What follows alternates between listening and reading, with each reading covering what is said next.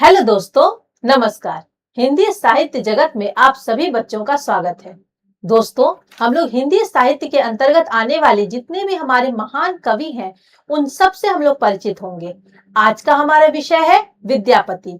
विद्यापति आदिकाल के कवि हैं और आदिकाल के अंतर्गत आने वाले जितने भी कवि हैं, मैं आप सभी को एक एक करके उन सभी कवियों के ऊपर वीडियो बनाकर आप सबको उनसे परिचित करवाऊंगी, क्योंकि ये सभी के सभी बहुत ही इंपॉर्टेंट है। कोई भी कॉम्पिटेटिव एग्जाम आप ले लीजिए, इन सब से संबंधित प्रश्न आपको देखने को जरूर मिलेगा। आज का हमारा टॉपिक है विद्यापति का परिचय। और विद्यापति बहुत ही ज्यादा इंपॉर्टेंट कवि है, क्योंकि विद्यापति का जो जीवन काल है वो आदिकाल और भक्ति काल की सीमा पर है। वो दुसंधि कवि कहलाते हैं। तो विद्यापति के ऊपर पिछले जितने भी कॉम्पिटेटिव एग्जाम हुए हैं, सब में इनसे प्रश्न पूछे जाते हैं। आज मैं आप लोगों को पूरी डिटेल से इनके बारे में बताऊंगी। विद्यापति, जिनका जन्म मधुबनी बिहार राज्य में हुआ था और इनका निधन नेपाल में हुआ था। विद्यापति को मैथिल कोकिल कहा जाता है, मतलब मिथिला के ये कोयल है। विद्यापति 14वीं शती के कवि थे और ये निर्विवाद रूप से, मतलब अब इसमें कोई विवाद नहीं, उनका जो यश है, उनका जो सम्मान है, वो 16वीं शती के अंत तक समस्त पूर्वी भारत में व्याप्त हो चुका था। पूरे पूर्वी भारत में वो फैल चुका था। इनका प्रारंभिक जीवन और इनसे संबंधित ऐतिहासिक तथ्य। तो विद्यापति का निवास स्थान बिहार प्रांत के दरभंगा जिले के विस्पी नामक गांव था। बिहार प्रांत के दरभंगा जिले के विस्पी नामक गांव में इनका जन्म हुआ था और वहीं पर इनका निवास स्थान भी है। दोस्तों, ये बहुत ही इंपॉर्टेंट बता रही हूं मैं। उनके गुरु का नाम पंडित हरि मिश्र था। बहुत बार ये प्रश्न पूछे जाते हैं कि विद्यापति के गुरु का नाम क्या है, तो विद्यापति के गुरु का नाम पंडित हरि मिश्र था। दोस्तों, उनके पदों के अनुकरण पर गीत लिखने वाले अनेकानेक कवि उत्पन्न हुए। मतलब इन्होंने जो पदों में गीत लिखे हैं, उनके अनुकरण पर बहुत सारे कवि हुए जिन्होंने गीत लिखे हैं। और उनकी रचनाओं में यदा कदा विद्यापति का अतीव आदर के साथ स्मरण भी किया है। मतलब उन्होंने उनके गीतों का अनुकरण किया और अपनी रचनाओं में उन्होंने विद्यापति को बड़े आदर के साथ उनको याद भी किया है।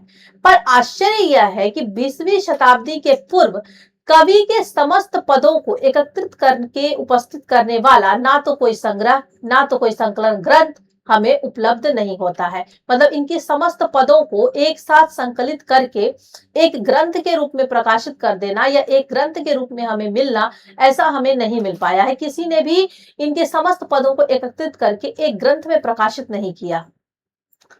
भाषा और प्रारंभिक आश्रय। विद्यापति तिरहुत के राजा शिव सिंह और कीर्ति सिंह के आश्रित कवि थे। ये याद रखेंगे। पहले तो ये विद्यापति तिरहुत के राजा शिव सिंह और कीर्ति सिंह के आश्रित कवि थे और भाषा की दृष्टि से इन्होंने संस्कृत, अवहट और मैथिली, इन 3 भाषाओं में इन्होंने काव्य की रचना की। संस्कृत में आपकी इतने सारी रचनाएं हैं, पहले हम लोग एक एक करके देख लेते हैं। संस्कृत भाषा में जो रचनाएं हमें मिलती है वो है शैव सर्वस्वसार, गंगा वाक्यावली, दुर्गा भक्ति तरंगिनी, भू परिक्रमा, दान वाक्यावली, पुरुष परीक्षा, विभागसार, लिखनावली तथा गया पतलक, वर्षकृत। दोस्तों, इतनी जो इनकी रचना है वो संस्कृत में है। और अवहट कीर्तिलता, जो भृंग भृंगी संवाद के रूप में कीर्ति सिंह की वीरता का वर्णन करती है, और कीर्ति पताका, जिसमें शिव सिंह की वीरता और उदारता का वर्णन है। आप लोग याद रखेंगे, बहुत बार क्या होता है, प्रश्न पहले भी पूछा गया था कि कीर्ति पताका में का वर्णित विषय क्या है, तो उसमें लिख दिया गया था कि कीर्ति सिंह की वीरता का वर्णन, जबकि कीर्ति लता में कीर्ति सिंह की वीरता का वर्णन है और कीर्ति पताका में शिव सिंह की वीरता और उदारता का वर्णन है। मैथिली भाषा में जो इनकी रचना है, तो मैथिली भाषा में रची गई इनकी पदावली उनकी कीर्ति का आधार है। मतलब विद्यापति जो इतने सम्मानित हैं, इतने प्रतिष्ठित हैं, उनकी प्रतिष्ठा का मुख्य आधार उनकी पदावली है और इसी ग्रंथ के कारण इनकी प्रसिद्धि चारों तरफ फैली है। गोरक्ष विजय गद्य पद्य युक्त नाटक है। गोरक्ष विजय क्या है? इनका गद्य पद्य युक्त नाटक है। गद्य भाग, जिसमें गद्य भाग जो है वो संस्कृत में है और पद्य भाग मैथिली में है। विद्यापति की जो श्रेणी है, विद्वानों का मत है कि विद्यापति आखिर किस श्रेणी के कवि हैं। तो विद्वानों के इसमें अलग अलग मत है। कुछ विद्वानों का मानना है कि विद्यापति भक्त कवि हैं और ऐसा मानने वाले विद्वान बाबू ब्रजनंदन सहाय, श्याम सुंदर दास, हजारी प्रसाद द्विवेदी। तो बाबू ब्रजनंदन सहाय, श्याम सुंदर दास और हजारी प्रसाद द्विवेदी का मानना है कि विद्यापति भक्त कवि हैं। वहीं जॉर्ज ग्रियर्सन, नागेंद्र नाथ गुप्त, जनार्दन मिश्र ये मानते हैं कि विद्यापति रहस्यवादी कवि हैं। और आचार्य शुक्ल, राम कुमार वर्मा, सुभद्रा झा और राम वृक्ष बेनीपुरी इनका मानना है कि विद्यापति श्रृंगारी कवि हैं। तो इस तरह से आप लोग याद रखेंगे, विद्यापति को 3 भाग में बांटा गया है। कुछ का मानना है कि वो भक्त कवि है, कुछ विद्वानों का मानना है कि वो रहस्यवादी कवि है और कुछ विद्वानों का मानना है कि वो श्रृंगारी कवि है। विभिन्न विद्वानों ने उनकी पदावली को आधार मानते हुए श्रृंगारी, भक्त और रहस्यवादी जैसी श्रेणियों में इसे श्रेणीबद्ध करने का प्रयास किया है। विषय की दृष्टि से पदों की श्रेणियां, विषय की दृष्टि से इनकी जो पदों में आपको श्रेणियां मिलेगी। अभी तो हम लोगों ने विद्यापति की श्रेणी पढ़ा, उन्हें कितने भागों में बांटा गया। अब उन्होंने जो पदावली की रचना की है उनकी में उन्हें कितने भागों में बांटा गया है। तो विषय की दृष्टि से विद्यापति के पद कई श्रेणियों में विभाजित किए जा सकते हैं। यह सब संप्रदाय से संबंधित है। उनके पदों में आपको राधा कृष्ण के प्रेम का वर्णन मिलेगा। अधिकांश पद राधा और कृष्ण के प्रेम के विभिन्न पक्षों का उद्घाटन करते हैं। दूसरा, उनके पदावली में मिलेंगे आपको प्रकृति चित्रण। कुछ पद प्रकृति संबंधी है, कुछ पद विभिन्न देवी देवताओं की स्थितियों में लिखे गए हैं, वो किस प्रकार की भूमिका निभाते हैं अपने कर्म क्षेत्र में। और तीसरी पदावली की जो श्रेणी है वो है शिव उमा स्तुति, मतलब शिव पार्वती की स्तुति की गई है। स्तुति पदों में सबसे अधिक पद शिव और उमा के संबंध में है। उमा शिव विवाह वाले पदों में इस शिव के ईश्वरत्व, बुद्धि और तज्जन्य श्रद्धा का समावेश है। किंतु इसमें सामान्य जीवन, हास परिहास तथा व्यंग्य विनोद का भी फुट कम नहीं है। मतलब उनकी पदावली में ये जो श्रेणियां हैं, राधा कृष्ण का प्रेम, प्रकृति, शिव उमा स्तुति, ये सब तो मिलेगा आपको देखने। साथ ही साथ सामान्य जीवन में जो लोग हास परिहास करते हैं, व्यंग विनोद करते हैं, मस्ती करते हैं, मजाक करते हैं, ये सब भी आपको उनकी पदावली में देखने को मिलेगा। श्रृंगारी या भक्त, मतलब ये बड़ा विवाद चला है कि विद्यापति श्रृंगारी कवि है या भक्त कवि है। तो आचार्य रामचंद्र शुक्ल का क्या मत है? आचार्य रामचंद्र शुक्ल का मत है कि विद्यापति के संबंध में एक बहुत भी बड़ा विवाद चला है, बहुत ही ये विवाद प्रसिद्ध रहा है कि विद्यापति भक्त कवि है या श्रृंगारी कवि है। तो कुछ विद्वानों का मानना है कि वे शुरू में तो श्रृंगारी थे। दोस्तों, श्रृंगारी को आप लोग सुधार कर लेंगे।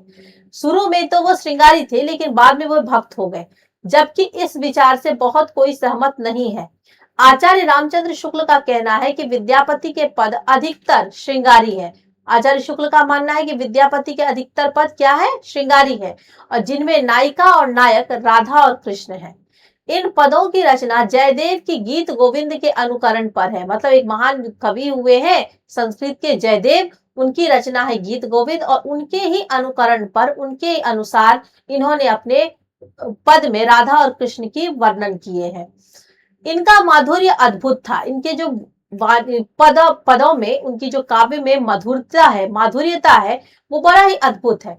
विद्यापति शैव थे। उन्होंने इन पदों की रचना श्रृंगारी काव्य की दृष्टि से की है, भक्त के रूप में नहीं। विद्यापति को कृष्ण भक्तों की परंपरा में ना समझना चाहिए। मतलब इन्होंने कृष्ण भक्ति परंपरा, मतलब इन्होंने जो काव्य पदों की रचना की वो श्रृंगारी काव्य की दृष्टि से की है, भक्ति के रूप में नहीं किया है। राधा कृष्ण का वर्णन उन्होंने किया तो उन्हें उनका श्रृंगारी दृष्टिकोण अधिक दिखता है। भक्त के रूप में उनका जो भक्तिक दृष्टिकोण है या उनकी जो भक्ति का जो भाव है वो वहां पर उतना दिखाई नहीं देता है। इसलिए विद्यापति को कृष्ण भक्तों की परंपरा में नहीं समझना चाहिए, ऐसा रामचंद्र शुक्ल का मत है। अब रामचंद्र शुक्ल जी जो विद्यापति के संबंध में कहते हैं, जो बहुत सारे एग्जाम में आते हैं, वो ये कि आध्यात्मिक रंग के चश्मे आजकल बहुत सस्ते हो गए हैं।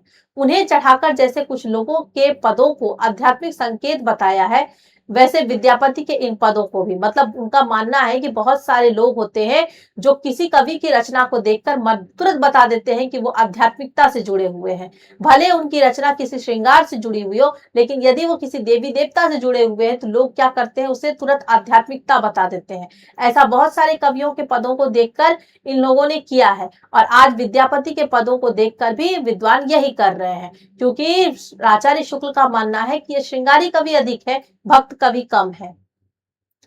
पदावली का जादू और महाभाव की अवस्थाएं, मतलब उनकी जो पदावली है उनका क्या जादू रहा है।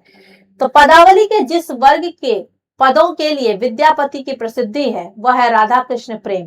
मतलब पदावली में जो श्रेणी राधा कृष्ण के प्रेम का वर्णन कर रही है वो सबसे ज्यादा विद्यापति की प्रसिद्धि का कारण हुई है। और इस वर्ग के कुछ पदों में राधा का नक्सिक वर्णन, रूप माधुरी का चित्रण, आकर्षण और नायक या कृष्ण के हृदय में प्रेम वैचित्र का उदय, ये सब कुछ राधा कृष्ण का जो प्रेम दिखाया गया है उसमें ये सब कुछ दिखाया गया है। सबसे पहले राधा का नक्शिक वर्णन, रूप माधुरी का चित्रण, आकर्षण और नायक या कृष्ण के हृदय में प्रेम वैचित्र का उदय। तो यहाँ पर देखिए, यहाँ पर एक के बाद एक किस तरीके से विकास होता है। तो प्रणय मतलब मिलन, फिर स्नेह, फिर मान सम्मान की भावना, फिर राग, राग मतलब प्रेम, फिर अनुराग मतलब एक दूसरे के लिए प्रेम, फिर भाव एक दूसरे के महत्व को स्वीकार करना, और महाभाव मतलब दोनों को एक दूसरे में डूब जाना। महाभाव की क्रमक अवस्थाओं का चित्रण किया गया है।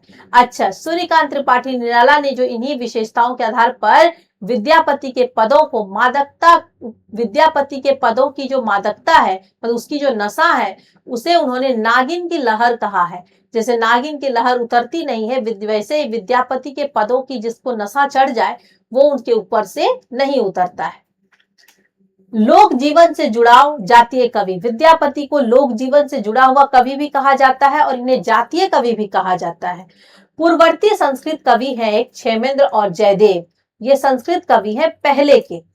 इन्होंने मातृगीत लिखने का प्रयत्न किया किंतु वह गीत पूर्णतया लोक चेतना से प्रभावित नहीं था। मतलब क्षेमेंद्र और जयदेव इन्होंने मातृगीत लिखने का जो प्रयत्न किया उसमें वो सफल हुए, लेकिन ये जो गीत है वो पूरी तरह से लोक चेतना से प्रभावित नहीं थी। मतलब लोग उस कविता को ज्यादा से ज्यादा पढ़ नहीं रहे थे।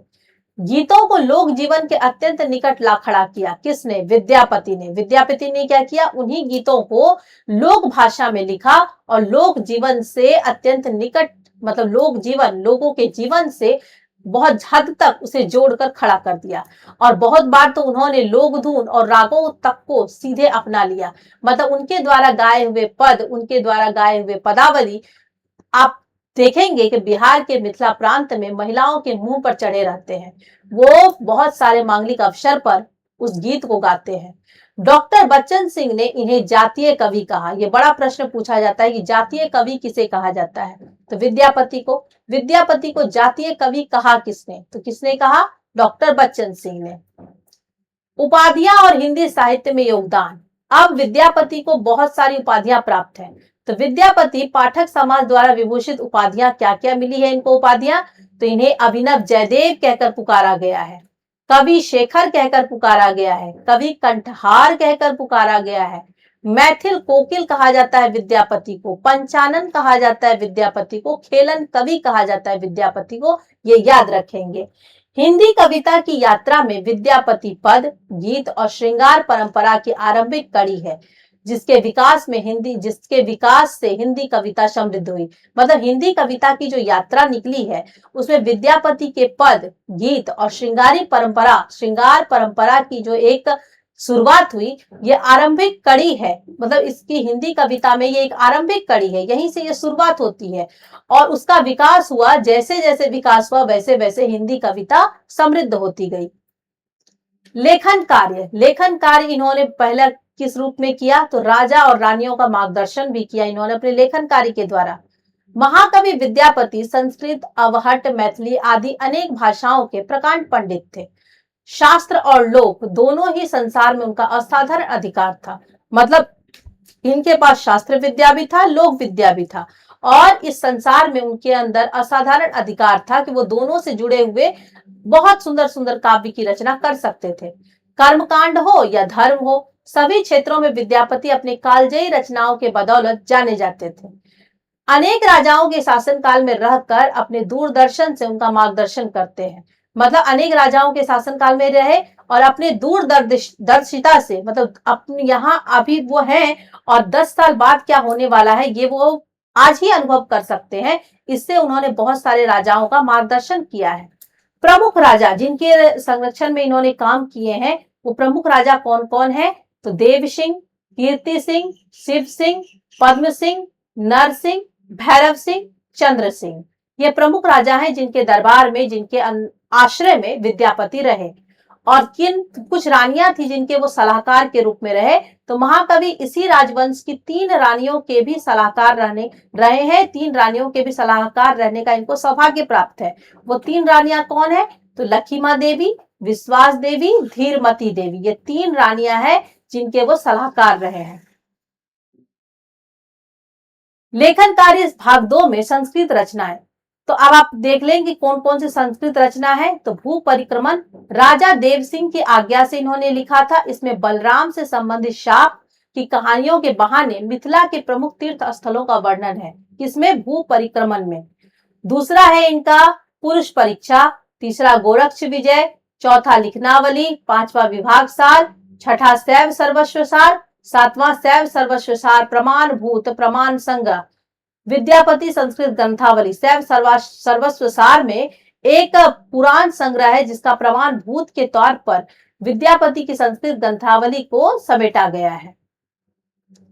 लेखन कार्य भाग 3 में संस्कृत की रचनाएं आगे है 8 से 14 तक, मतलब टोटल इनकी 14 रचनाएं जो कि संस्कृत में है। दान वाक्यावली जो इन्होंने रानी विश्वास देवी की आज्ञा से रचा था। 10वें नंबर पर है दुर्गा भक्ति तरंगिनी, 11वें में है व्याडी भक्ति तरंगिनी, 12 है गया पतलक, 13 है वर्षकृत्य, 14 है मणिमंजरी। ये नाटक है दोस्तों। और ये सभी जो 14 इनकी रचनाएं हैं संस्कृत में, ये बहुत ही ज्यादा इंपॉर्टेंट है। और पदावली जो कि इनकी प्रसिद्धि का आधार है।